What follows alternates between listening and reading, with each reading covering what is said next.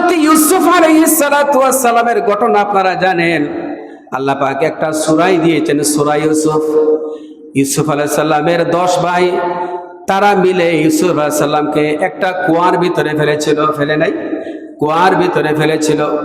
হযরত ইউসুফ আলাইহিস সালাম কুয়ার ভিতরে চলে গিয়েছেন, ওইখানে আল্লাহ পাক রব্বুল আলামিন তাকে হেফাজত করেছেন।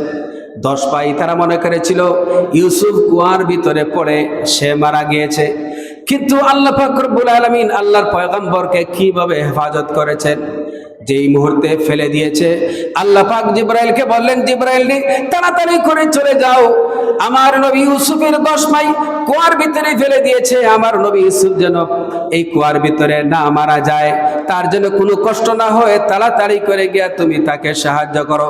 মুহূর্তের ভিতরে 7 আকাশ উপর থেকে সিদরাতুল মুনতাহা থেকে মুহূর্তের ভিতরে ওই কুয়ার ভিতরে এসে হযরতে জিবরাইল আলাইহিস সালাম তিনি এইভাবে কাত হলেন, আর ইউসুফ আলাইহিস সালাম জিবরাইলের ঘাড়ের উপর তিনি বসে থাকলেন। সুবহানাল্লাহ।